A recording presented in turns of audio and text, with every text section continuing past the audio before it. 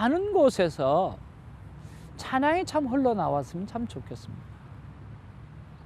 여러분, 죄인들이 많다라고 하는 그 교도소에서도 찬양이 흘러나왔으면 얼마나 좋겠습니까? 그들이 찬양 안에서 다시금 예수 그리스도를 만나는 거죠.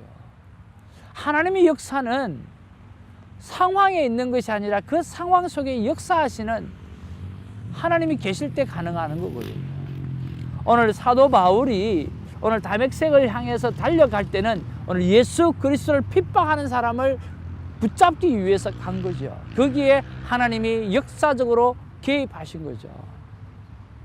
참 그런 면에서 저는 우리 1966 큐티 선교회를 섬기는 우리 박 집사님의 그 비즈니스 그 사업체 안에 그 찬양이 24시간 흘러나오는 그 가운데서 오늘 정말 하나님을 떠나갔던 사람, 오늘 신학교까지 공부를 했던 그 사람이 다시금 돌아와서 그 찬양 속에서 깨어지고 변화되어지고 다시 한번 큐티의 삶을 한번 도전해보고 살아보겠다고 결단하는 그 외국분들이 일어나는 그런 모습들, 참으로 귀하고 아름답다고 생각을 합니다.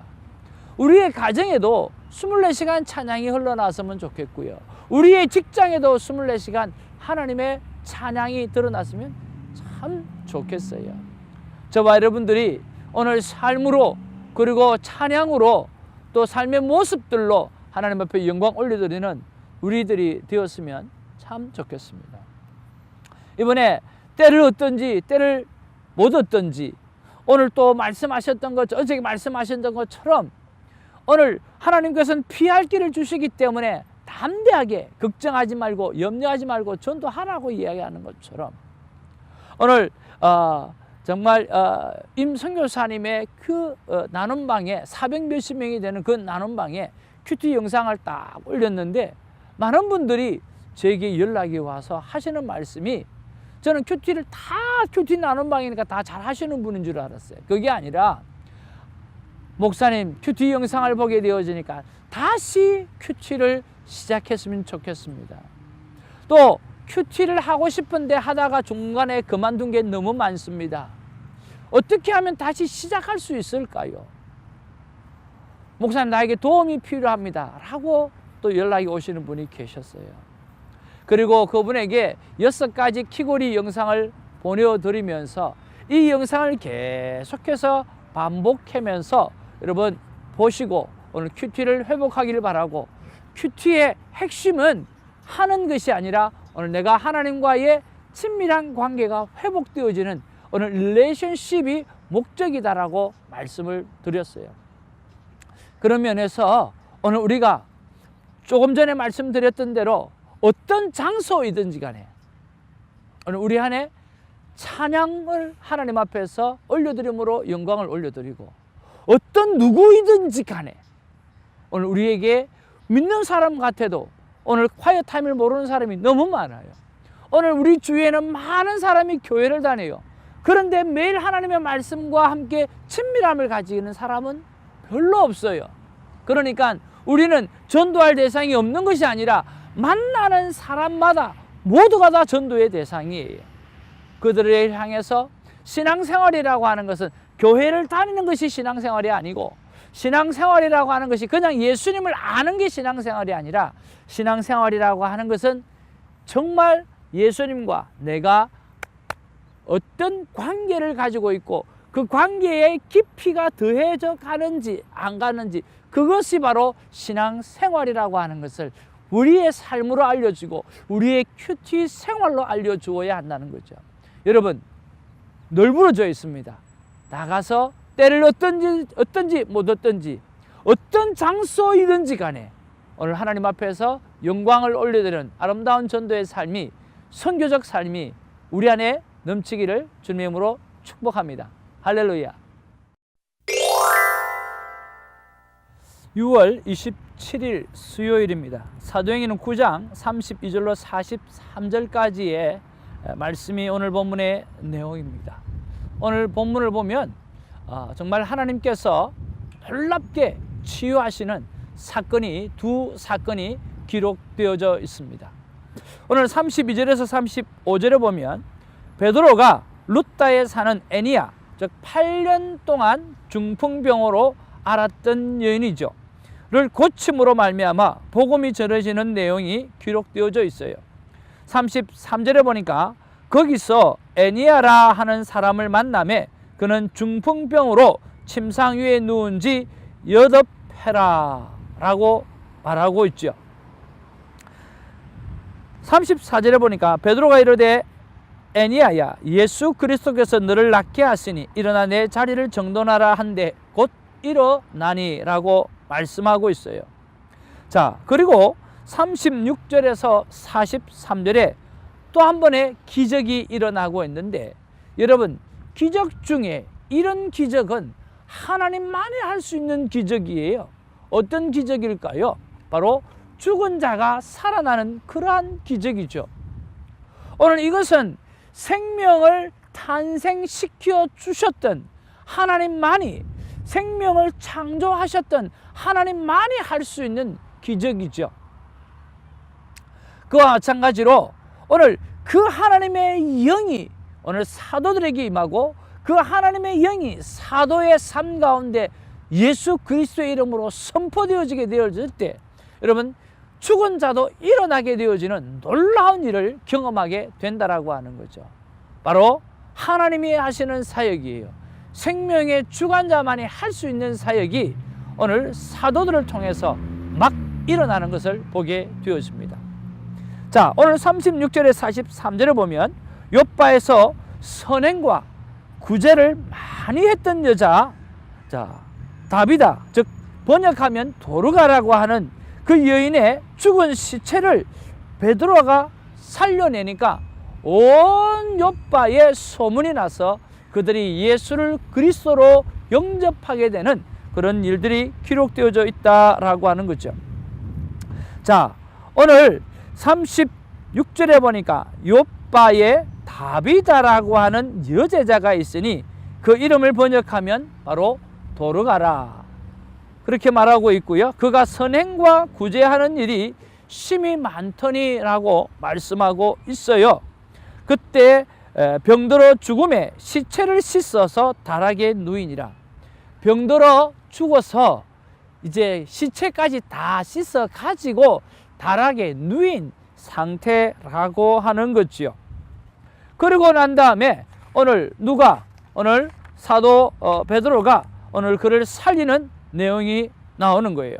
40절에 이렇게 기록합니다. 베드로가 사람을 다 내보내고 무릎을 꿇고 기도하고 돌이켜 시체를 향하여 이르되 다비다야, 일어나라 하니 그가 눈을 떠 베드로를 보고 일어나 앉는지라. 베드로가 손을 내밀어 일으키고 성도들과 과부들을 불러들여 그가 살아난 것을 보이니 온 욥바 사람이 알고 많은 사람이 주를 믿더라 라고 하는 내용이죠. 여러분, 정말 대단하지요? 야, 목사님, 이게 사실일까요? 여러분, 사실이죠. 어떻게 죽은 자까지 살려낼 수 있는가? 조금 전에 말씀드렸던 대로 오늘 우리의 생명의 창조주 하나님께서 하시는 일이기에 이것이 가능하다라고 하는 거죠. 죽은 자가 살아나는 일은 바로 하나님만이 할 수 있는 일이요, 하나님의 영이 오늘 그 일을 감당해 낼 수 있는 일인데, 그 일을 오늘 예수 그리스도의 이름의 능력으로 제자들이 감당해 내는 거죠. 그러고 보니까 오늘 하나님 앞에서 사명을 위해서, 복음을 위해서 하는 행동이라 한다고 하면 어떤 것도 불가능한 것이 있을 수가 없다라고 하는 사실을 우리가 발견해 낼 수가 있습니다. 여러분, 오늘 이 본문 말씀에서 여러분 어떤 말씀이 와닿습니까? 저는 34절과 40절 말씀이 와닿습니다.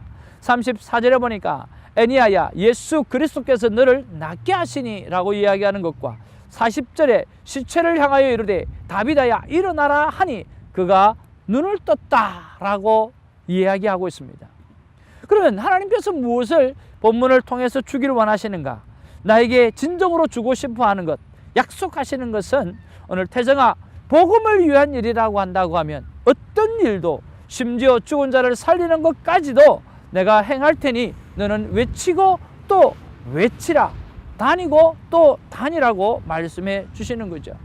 그래서 이것을 믿음으로 받는 기도를 하나님 앞에 올려드립니다. 첫 번째로 오직 복음 전파가 삶의 시작이 되어지고, 오직 복음 전파가 삶의 과정이 되어지고, 오직 복음 전파가 삶의 끝이 되어지는 그런 삶을 살기를 소망합니다. 하나님, 어떤 장애물도 하나님께는 장애물이 될 수 없다라고 하는 것을 잊지 않겠습니다. 하나님, 이미 예수 그리스도의 이름의 능력으로 모든 치유가 일어난 줄로 믿습니다. 오늘 믿음으로 고백할 때 하나님의 복음의 영광을 드러내기 위해서 하는 모든 일들 속에 하나님께서 나를 통해서 행할 줄 믿습니다라고 하는 그런 기도 제목을 가지고 하나님 앞에 기도를 올려드렸습니다. 그리고 오늘 적용을 한번 해보기를, 오늘 특별히 한국의 장인어른과 장모님이 몸이 좋지 않은데, 사실 장인어른이 몸이 많이 안 좋아요. 그래서 오늘 안부 전화를 드려서 정말 하나님 앞에 치유 기도를 해드려야 되겠다. 왜? 하나님께서 오늘 복음 전파에 있어서 정말 어떤 장애물도 다 고사하고 일을 행하시겠다고 약속하셨으니까. 그렇게 하고 난 다음에 이제 장모님에게 이제 장인어른은 이제 뭐 카톡이 안 되시니까 이렇게 카톡을 통화를 했는데 안 받으시는 거예요. 그래서 오늘 적용을 해야 되는데 어떻게 하지? 그렇게 생각하면서 이제 글을 남겼어요. 장모님, 오늘 특별히 말씀 가운데 오늘 장인 장모님 생각이 많이 나고 특별히 몸이 안 좋으신데 제가 기도를 해두고 싶은 마음에서 제가 전화를 올렸습니다. 시간 되시면 전화를 달라고 부탁을 드렸거든요. 그런데 조금 있다가 보니까 사진이 하나가 올라오는데 이 장모님 얼굴이 너무너무 안 좋으신 거예요. 오늘 뭐 벌레에 물리셔서 눈도 퉁퉁 붓고 또 머리도 산발을 하시고 몸무게도 45kg도 채 되지 않으시고 이렇게 그 옛날에 얼굴에 빛이 반짝반짝 나시던 그런 장모님 얼굴이 아니고 큰 환자 같은 그런 얼굴이신 거예요. 그래서 통화를 해보니까 첫 마디가 손수마 너무너무 아프다고, 3일 동안 너무너무 아프다고, 너무너무 아파서 견딜 수가 없다고, 너무 오랫동안 장인어른을 이렇게 돌보시다가 요즘 장인어른이 안 좋으셔서 어머님이 골병이 나신 거예요. 그리고 옆에 교회 집사님이 오셔서 어머님을 간호하는 그런 상황이 되었더라고요. 얼마나 마음이 아픈지 아침에 말씀이 기억이 나는 거예요. 하나님께서 이래서 이 말씀을 주셨구나. 그러면서 어머님, 우리가 전화통이지만 붙잡고 기도해도 되겠습니까? 하고 간절하게 하나님 앞에 치유를 선포하는 그런 기도를 올려드렸습니다. 연일 우시면서 아멘, 아멘, 아멘으로 그 받으시는 장모님의 모습을 바라보면서 하나님께서 그의 마음에 치유해 주시고 오늘 병을 낫게 해주셨다라고 하는, 특별히 마음에 위로의 은혜를 허락해 주셨다라고 하는 그런 생각을 갖게 되어졌습니다.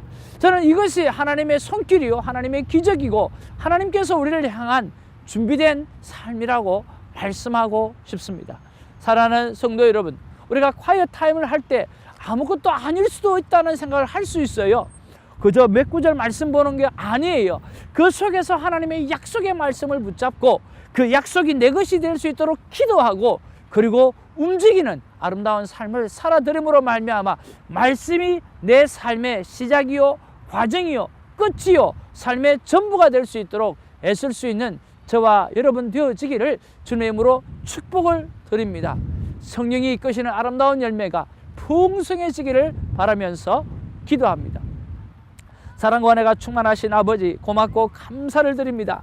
하나님께서 우리를 사랑해 주시고 하나님께서 우리에게 축복해 주시고 하나님께서 우리에게 관계하시려고 오늘 아들 예수 그리스도까지 보내주시고 오늘 이렇게 본문 말씀 속에서 애니아를 8년 된 중풍병자를 고치고 또 오늘 죽은 다비다 도로가를 살려내는 하나님의 기적들을 보여주시면서 하나님께서 우리를 향해서 관계하기를 원하시고 복음을 위해서는 어떤 것들도 다 해내기를 원하시는 하나님의 모습을 우리에게 보여주신 것을 감사드립니다. 그저 가만히 있지 아니하고 사도행전의 그 불과 같은 역사, 성령의 역사를 내가 다시 한번 받고 일어나서 주여 복음을 전하며 하나님의 나라를 나타나며 죽은 자까지 살려낼 수 있는 믿음으로 선포할 줄 아는 담대함이 생길 수 있도록 역사하여 주옵소서.